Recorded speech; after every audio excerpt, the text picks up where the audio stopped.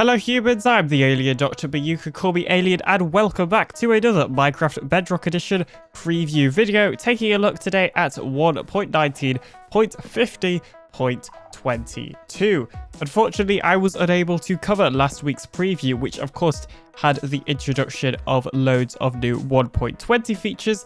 However, you've probably already seen a video about those features anyway, seeing as basically everybody has covered them to death at this point. So hopefully you will have a rough idea of what's going on. If you don't, then don't worry, because most of those features have been tweaked slightly anyway, so I'll be going over quite a lot of them. Also, it's almost Halloween! So as you can see here, I've got my Halloween costume all ready. And yeah, I'm a Grim Reaper or whatever this is. I don't know. Anyway, without further ado, let's get into this preview. Now, if you haven't seen one of the 1.20 preview videos for Bedrock, then you won't know, but the previews are still called 1.19. But to get the 1.20 features, you have to enable the next major update toggle under the experimental features. After you enable this toggle, you should actually have those features inside of the world.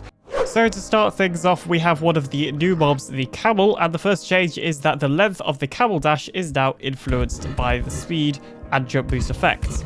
So right now I have this speed effect. Okay, so there we go. Apparently this dash effect should be affected now by the speed effect. And let me go and switch this over to jump boost so we can see the effect when it has jump as well. So there we go. We now have jump boost 2. Yeah, so that does seem to be jumping a little bit higher, although it's not incredibly noticeable, to be completely honest, which is a shame.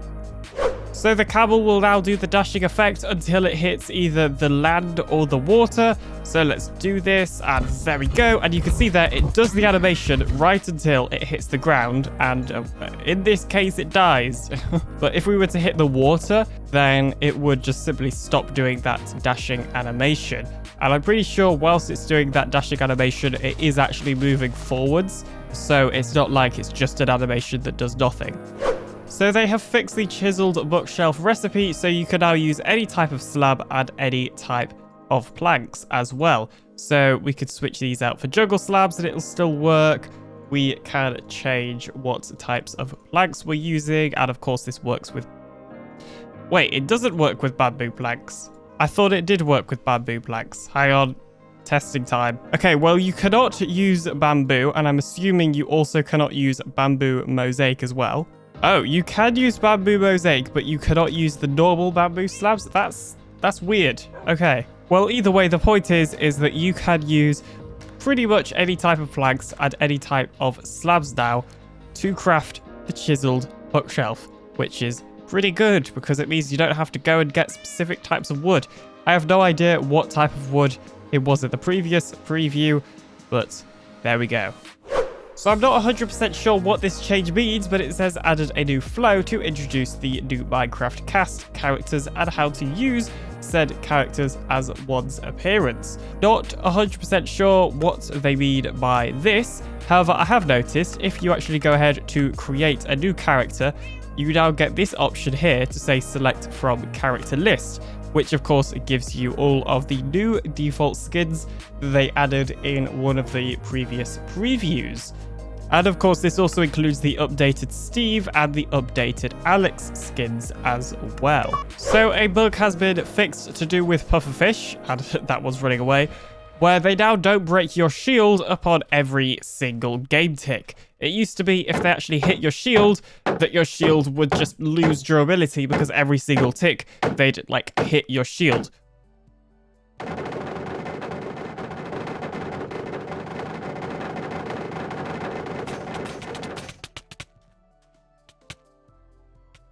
And this is the same change that has been done to both the magma cubes and the slime as well. So you can see that slime hits the shield and doesn't break it instantly. And so does the magma cube as well. So apparently armor stands will now drop their offhand item when they're actually destroyed. Now, when somebody says offhand, I normally think of the second hand. So I'm a little bit confused because I don't know how you would put like a second hand, like an item into the second hand of the armor stand. So maybe I'm misunderstanding something, But anyway, the point is, when you break this armor stand, it should now actually drop its item.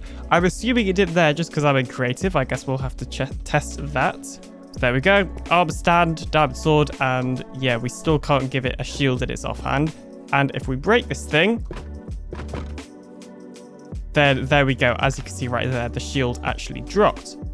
So when you ride into lily pads, they'll now actually pop off and they'll play the popping sound as well. So I believe the bug fix here is that previously they wouldn't actually have any sound when they popped off, or particles. They would literally just break.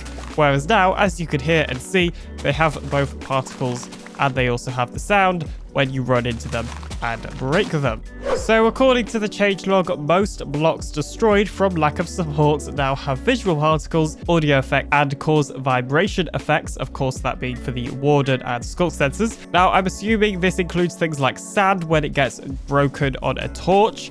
So we saw then it had the particles and it had sound, and I'm assuming it would also include things like scaffolding as well. I'm pretty sure on Java Edition, or even on Bedrock Edition at some point, when you break scaffolding, you hear all of it break, but it seems like you only hear just like the first one break. So I'm going to be quiet so you can hear that again. Yeah, I'm so sure that on Java Edition and maybe Bedrock as well, you used to be able to hear like all of them breaking, like you'd hear them all pop, whereas now you only hear the bottom one. That's weird. So I think that's what this change is like saying should be fixed, but it doesn't appear to be fixed for the scaffolding. So coral fans can no longer be placed on this side of slabs. They can of course still be placed on the side of blocks, just not the side of slabs, which makes sense because I mean, I don't know how this slab is meant to hold up the coral fan.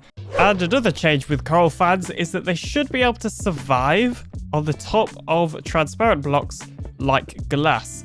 Now, at first I was a bit confused because as you can see there, none of those coral fans survived, even though this is certainly an alive coral fan. However, I believe it actually means when the coral fan is underwater. Yeah, as you can see there, this does survive. So I'm assuming the bug fix here is that previously, if you placed a coral fan in water on a solid block, it wouldn't survive and it would turn to dead coral. So both the chiseled and cut sandstone now has smooth undersides. So spectators can no longer activate a warden via things like skulk sensors and skulk shriekers, which is very, very good because you really don't want players in spectator mode activating wardens now, do you? Or do you? So that's going to be it for today's Minecraft Bedrock Edition preview video. Thank you ever so much for watching. If you're interested in more Minecraft Bedrock Edition content like this, then don't forget to subscribe today to join the Alien Empire. And hey, maybe leave a like as well. And seeing as I'm doing all the self-promo today, maybe consider checking out my Patreon page as well. And if you're feeling extra generous, then maybe becoming a member. But I'll see you in the next one, coming very, very soon, hopefully. Have a great Halloween. Bye.